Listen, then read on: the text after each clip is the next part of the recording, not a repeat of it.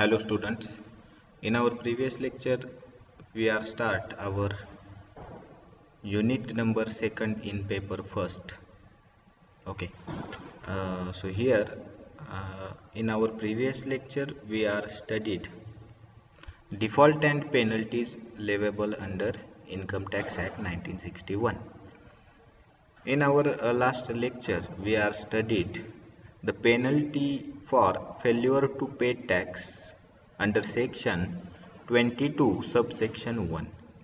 Then we studied the failure to pay tax on self-assessment section 234A and B. Okay. So penalty for failure of tax, those assessee, those taxpayer who did not paid a tax within the time, okay, are liable for pay penalty. Okay. So the penalty amount is given here. The penalty amount is not exceeds the amount of tax payable by the SEC. Okay. So here failure to pay tax section 22 subsection 1 we already discussed in our previous lecture.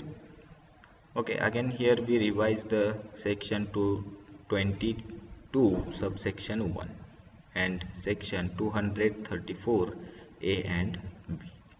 Okay, बघा last लेक्चरमध्ये आपण penalty म्हणजे काय तर penalty कशासाठी लावली जाते तर लॉचं व्हायलेशन केलं, उल्लंघन केलं तर दिली जाणारी पनिशमेंट. ही पनिशमेंट कोणत्या स्वरूपाची आहे तर मॉनिटरी स्वरूपाची आहे, पैशाच्या स्वरूपाची आहे.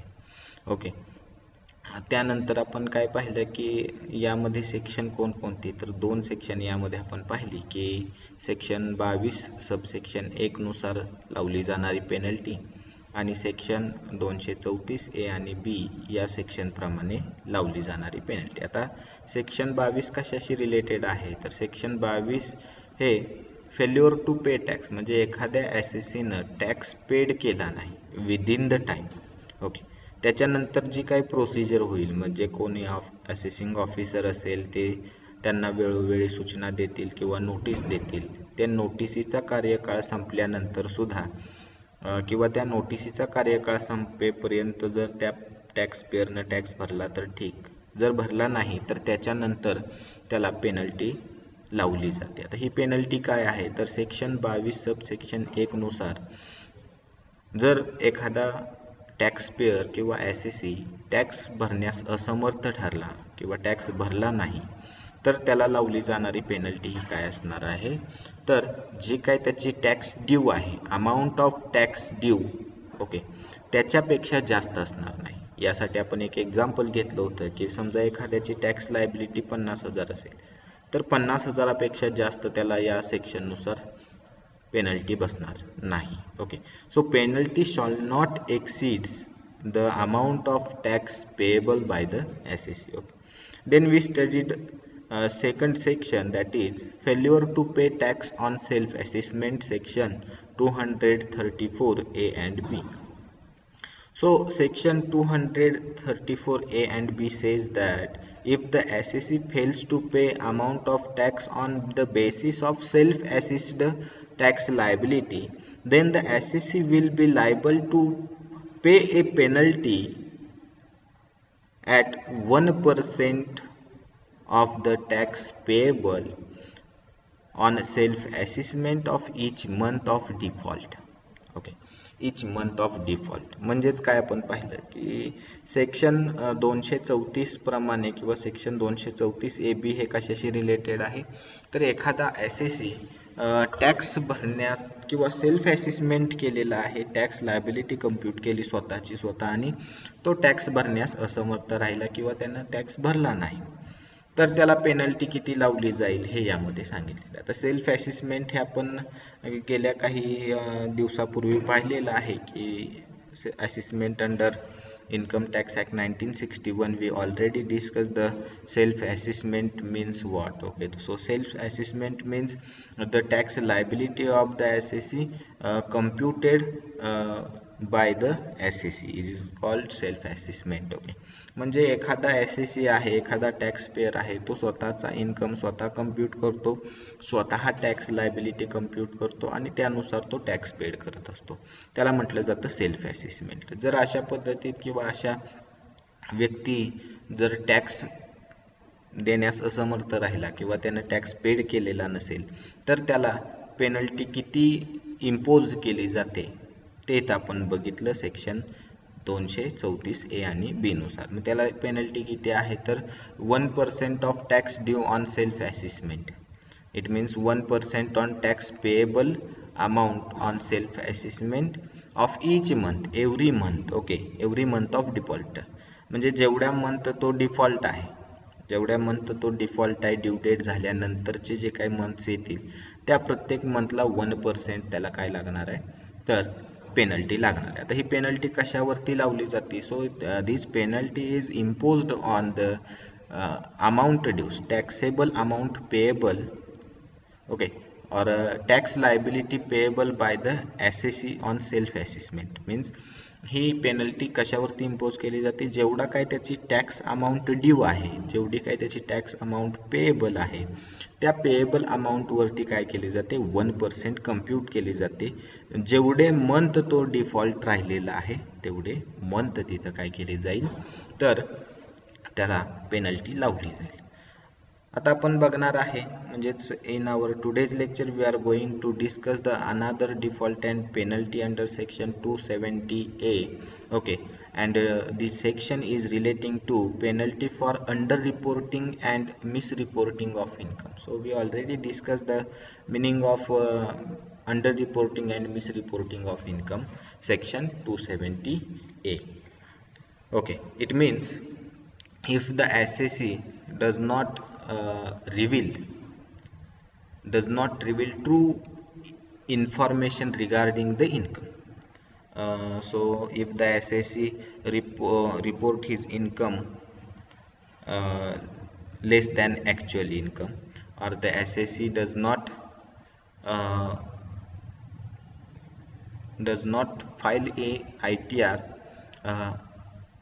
actual income does not file in a ITR, that is called misreporting. Okay, so actual amount of income or under reporting. Okay, so both are separate. Okay, under reporting of income, sorry, under reporting of income means the income which is actual income does not show in the ITR. Okay, and misreporting means a false income is show in the income tax return. Okay, so penalty for that SAC is given here, and this section is 270A. Okay, 270A. Okay, so section 270A is inserted in the Income Tax Act 1961 in Finance Act 2016. Okay, and this section imposed penalty for under reporting and misreporting of income. Okay, म्हणजे 270A हे कलम कधी insert केलेलं आहे?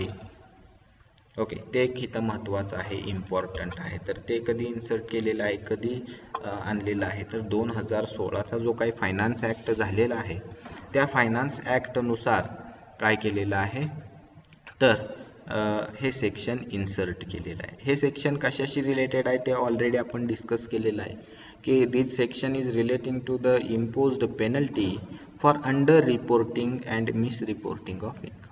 म्हणजे actual income जो आहे तो न दाखवता तो कमी दाखवायचा, जेणेकरून त्या SACचा टॅक्स काय होईल त्या रकमेवरती कमी होईल. जर अशा केसेसमध्ये असेसिंग ऑफिसरला कोणत्या SAC सापडला, म्हणजे टॅक्स पेयर सापडला, तर त्याला लावली जाणारी पेनल्टी काय असणार आहे हे इथं आपल्याला अभ्यासायचं आहे.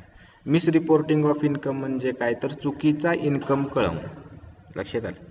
चुकीचा इन्कम टॅक्स अथॉरिटीपाशी सादर करणं याला म्हटलं जातं मिस रिपोर्टिंग ऑफ इन्कम. मग अशा जर टॅक्स पेयर्स जर असतील तर त्यांना लावली जाणारी पेनल्टी काय असेल हे या सेक्शननुसार आपल्याला अभ्यासायचं आहे. तर पहिला पॉईंट आहे बघा, जो first point relating to the a person shall be considered to have under reported his income. म्हणजे पहिल्यांदा आपल्याला अभ्यासायचं आहे ते म्हणजे एखाद्या टॅक्स पेअरनं काय केलं असेल की त्याचा इन्कम कमी दाखवला असेल, ॲक्च्युअल जो आहे त्याच्यापेक्षा कमी. ओके, मग त्यामध्ये काही कंडिशन्स आहेत. Okay, so this condition is very important for imposed penalty on the SSC. So first condition is given here, under reporting of income by the SSC. So first point, the income assessed is greater than the income determined in the return of income processed under section 143 subsection 1. म्हणजे section 143 subsection 1 प्रमाणे जे काही return इन्कमचा भरला असेल, process केली असेल, okay, त्यामध्ये जो काही इन्कम आहे, ओके, तो ॲक्च्युअल इन्कम दाखवण्याऐवजी काय केलेलं असेल, कमी दाखवला असेल. Okay, the income assessed is greater than the income determined. म्हणजे जो काही तुम्ही इन्कम डिटरमाइन केलेला आहे त्याच्यापेक्षा तो काय दाखवला असेल तर जास्त दाखवला असेल. ओके, तरी सुद्धा तुम्हाला काय केली जाणार आहे, पेनल्टी लावली जाणार आहे. कशानुसार तर सेक्शन 143 सबसेक्शन 1 नुसार. The income assessed is greater than the income determined in the return. म्हणजे जो इन्कम टॅक्स रिटर्न, लक्षात घ्या इथं याचं मिनिंग काय होतं तर ज्यावेळेस ॲसेसिंग ऑफिसरला अशा पद्धतीचे डाऊट्स येतील त्यावेळेस तो काय करेल, तो इन्कम काय करेल, कम्प्यूट करेल त्या SSCचा. ओके, आणि जो काही त्या SSCनं त्या रिटर्नमध्ये डिटरमाइन केलेला इन्कम असेल, ओके, म्हणजे ITR मध्ये जो काही त्यांनी दाखवलेला इन्कम असेल त्याच्यापेक्षा ॲसेस्ड म्हणजे कम्प्यूट केलेला इन्कम जर जास्त भरला किंवा जास्त आला तर त्या SSCला सेक्शन 143 सबसेक्शन 1 नुसार काय केलं जातं तर ते चेक करून त्या प्रोसेसनुसार त्याला काय केले जाईल, 270A ही सेक्शन लावून पेनल्टी लावली जाईल. म्हणजे assessed income is greater than the determined the income in the ITR. Okay, then the section 270A is imposed on that SSC.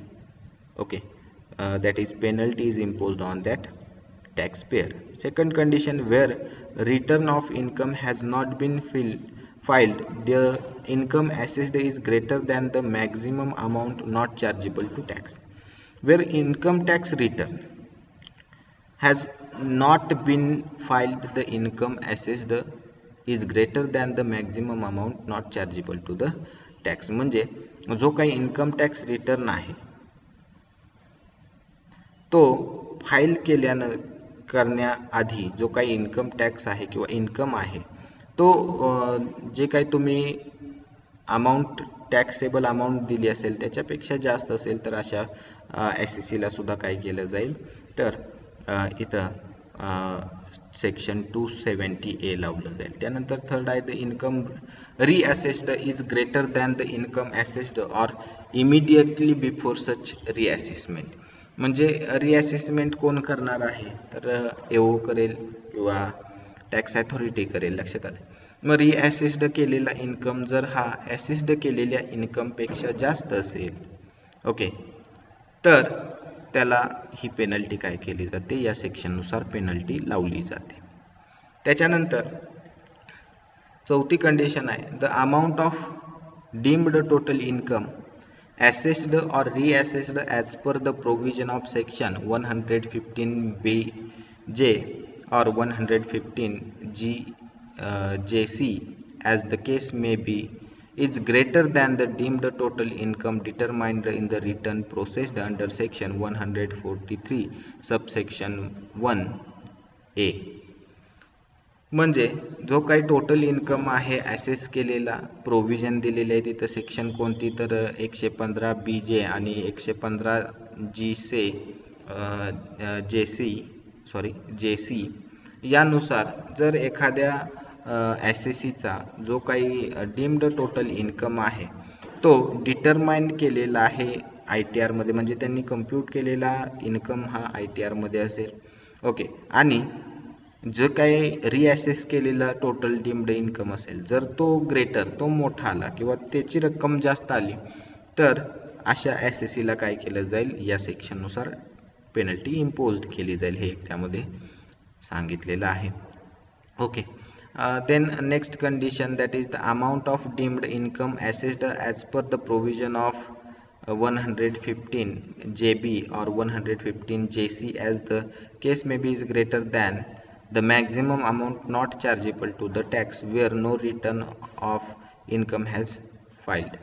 It means the SEC does not follow the provisions, okay, section 115 JB and 115 JC, and the maximum amount of tax, okay, is chargeable to the maximum amount of tax which is not chargeable, okay, and the amount of tax is greater than the amount of tax chargeable in income tax return filed by the income tax assessee or taxpayer is liable to pay a penalty under section 270A. म्हणजे अशा गोष्टीत सुद्धा काय केलं जाईल, तर तो SSC liable ठरेल, त्याच्यावरती टॅक्स लायबिलिटी काय केली जाईल किंवा पेनल्टी इम्पोज केली जाईल. आता याचा अर्थ समजून घ्या. दोन्ही तुम्हाला सेम वाटतील, चौथी कंडिशन आणि पाचवी कंडिशन. आता चौथी कंडिशन काय, तर त्याने इन्कम टॅक्स रिटर्न भरलेला आहे, परंतु ते इन्कम टॅक्स रिटर्नमध्ये टोटल इन्कम जो आहे, डीम्ड टोटल इन्कम आहे, तो कमी दाखवला आणि ॲसेस केलेला डीम्ड टोटल इन्कम हा जास्त आला. आता ॲसेस कोण करतं, रिॲसेस करतं ते इन्कम टॅक्स अथॉरिटी. लक्षात आलं. मग इन्कम टॅक्स अथॉरिटीने ॲसेस केलेला आणि SSCच्या ITR मध्ये असलेला इन्कम याचं कम्पॅरिझन करून, मग जर इन्कम टॅक्स अथॉरिटीनं केलेला रिॲसेस केलेला इन्कम जर जास्त असेल तर त्याला पेनल्टी लावली जाईल. आता पुढची गोष्ट आहे ती काय सांगितलेली आहे, की कंडिशन पाचवी आहे ती, की एखाद्या SSCनं टॅक्स पेड केलेलाच नाही किंवा टॅक्स पेड म्हणण्यापेक्षा इन्कम टॅक्स रिटर्न भरलेला नाही. ओके, परंतु जी काही अमाऊंट आहे चार्जेबलला, ओके, म्हणजे फॉर एक्झाम्पल जी काही टॅक्स अमाऊंट आहे त्याच्या ITRची, ओके, ती कमी आहे, टॅक्स लायबिलिटी कमी आहे आणि टॅक्स लायबिलिटी जर अथॉरिटीनं कम्प्यूट केली ती जास्त आली, तर त्याला लावली जाणारी पेनल्टी ही या सेक्शननुसार लागली जाईल. त्यानंतर सहावी कंडिशन आहे, the income assessed or reassessed has the effect of reducing the loss of converting such loss into income. म्हणजे जो काही इन्कम ॲसेस केलेला आहे किंवा रिॲसेस केलेला आहे तो कसाही इफेक्ट दिलेला आहे, त्याच्यातून लॉस रिड्यूस केला आहे किंवा तो लॉस काय केला जातो, इन्कममध्ये कन्वर्ट केला आहे का, हे बघण्याचं काम एक त्यामध्ये राहतं. अशा पद्धतीत जर SSC सापडले तर त्या SSCला काय केले जाईल, पनिशमेंट दिली जाईल 270A नुसार. लक्षात आलं. आता या झाल्या कंडिशन. तर ॲक्च्युअल पेनल्टीची अमाऊंट काय असणार आहे, okay, how much penalty is imposed on that SSC or that taxpayer is given here. In such cases the penalty will be imposed on that SSC, on that taxpayer, amounting to rupees, that is 50% amount of income will be taxable for under reporting the income. It means the 50% amount of tax payable, the 50% amount on tax payable is the penalty imposed on that SSC. Okay, so here the penalty for that SSC is given under section 270A. Got it? So remember this very important point, under reporting of income, the penalty for that SSC is imposed the 50% of tax payable or tax due by the SSC. Okay, if the SSC fails to pay the or fails to report actual income in ITR. Okay, got it. मग बघा की यामध्ये actually या conditions दिलेल्या आहे. या कंडिशनपैकी एखाद्या कंडिशनमध्ये जर एखादा SSC सापडला, म्हणजे अंडर रिपोर्टिंगमध्ये सापडला, तर त्याला 50% काय केले जाईल, जी काय त्याची टॅक्स लायबिलिटी आहे त्या टॅक्स लायबिलिटीच्या 50% अमाऊंट ही पेनल्टी म्हणून द्यावी लागेल. म्हणजे tax liability plus 50% on tax liability जी काही टोटल येईल ती त्याला काय करावी लागेल, भरावी लागेल. For example here we taken in to consideration a example. For example, a tax liability of the SSC is rupees 50,000 and he underreport his income in ITR. Okay, so the penalty is imposed on that SSC, that is 50% on 50,000. It means 25,000.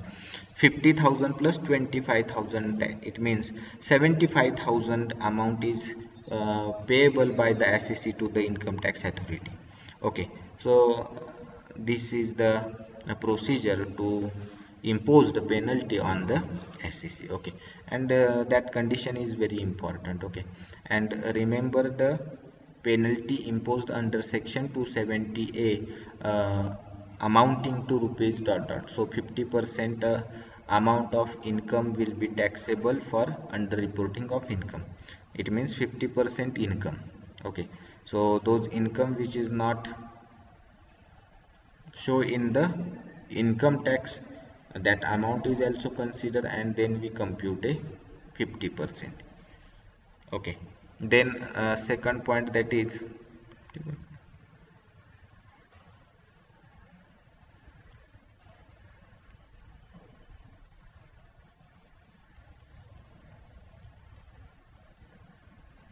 hello. Okay, then next, a person shall be considered to be misreporting of his income. It means the SSC misreport his income to the income tax authority. Okay, so the condition is given here: mispresentation or suppression of facts. Misreporting and suppression of fact. Then non-recording of investment in the books of accounts. If the SEC does not record the investments in his books, then the SEC will be liable to pay a penalty under section 270A section. Then claiming of expenditure not substantiated by evidence, recording of false entry in the books of accounts, failure to record any receipts in the books of accounts having a bearing on total income.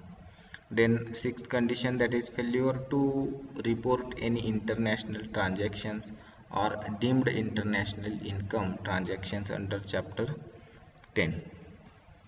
Okay, so misreporting of income means what? So misreporting of income म्हणजे मी तुम्हाला सांगितलं की actual income जो आहे तो न दाखवता एक चुकीचा इन्कम दाखवणं, चुकीचा इन्कम कम्प्यूट करणं. आता चुकीचा इन्कम कम्प्यूट करायचा असेल तर जे काही अकाउंट्स त्या SECनं मेंटेन केलेलं आहे त्यामध्ये त्यांना काय करावं लागेल, मॅनिप्युलेशन करावं लागेल. ओके, मॅनिप्युलेशन केल्यावरती काय केलं जाईल तर ॲटोमॅटिक त्यांचा इन्कम कमी होईल. मग यामध्ये काय काय दाखवलं तर पहिली condition misrepresentation or suppression of facts, म्हणजे जो काही इन्कम आहे तो मिसप्रेझेंट करणं. ओके, ITR भरताना, ओके, किंवा जी काही इन्व्हेस्टमेंट आहे ती रेकॉर्ड न करणे बुक्स ऑफ अकाउंट्समध्ये, किंवा एखादे एक्सपेंडिचर जिचे इव्हिडन्स नाही असे काय करणं, क्लेम करणं.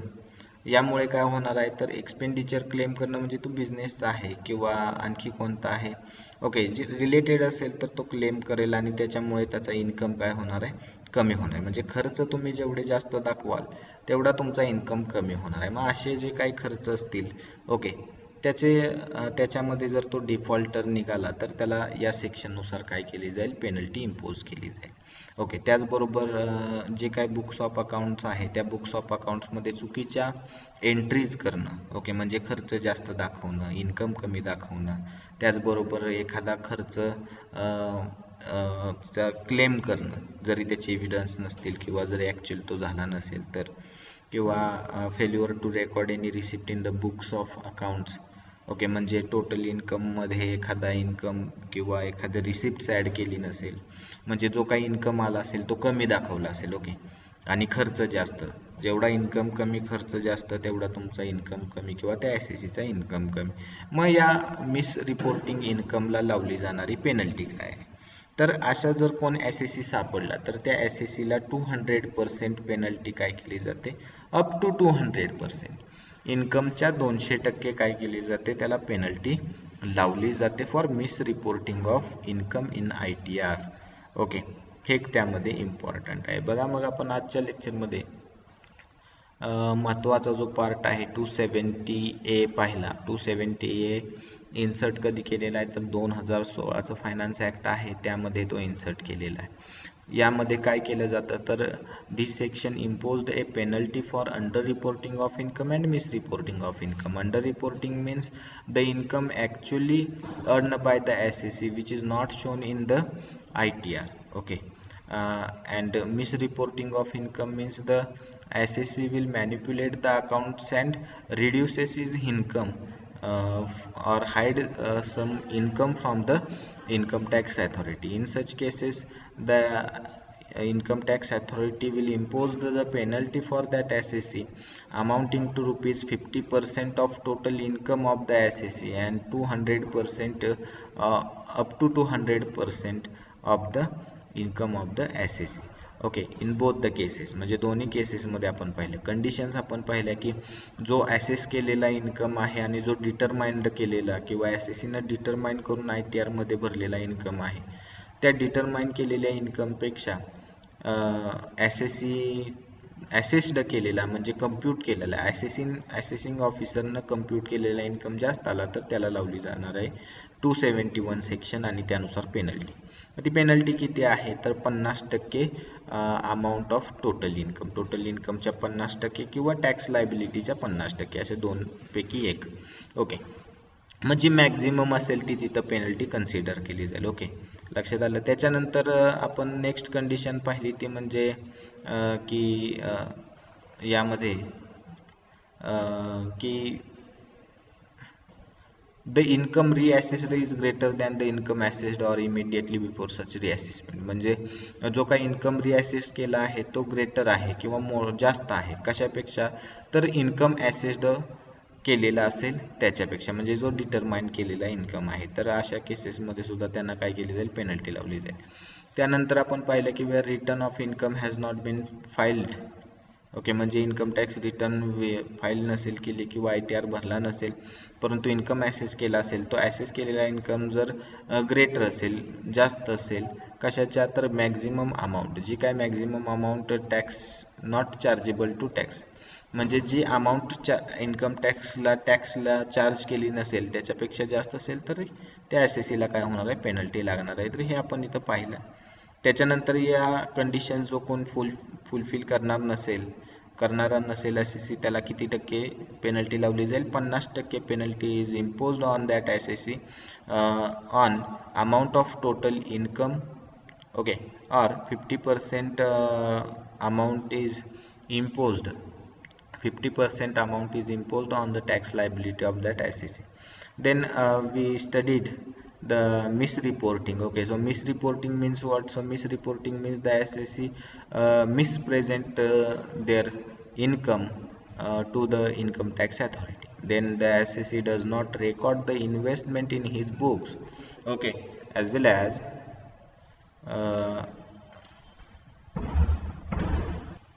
पेनल्टी काय केली जाते, इम्पोज केली जाते. आता यामध्ये 200% काय केली जाते, मिस रिपोर्टिंगला पेनल्टी इम्पोज केली जाते. मग कशा संदर्भात तर मिस रिपोर्टिंग ऑफ इन्कम.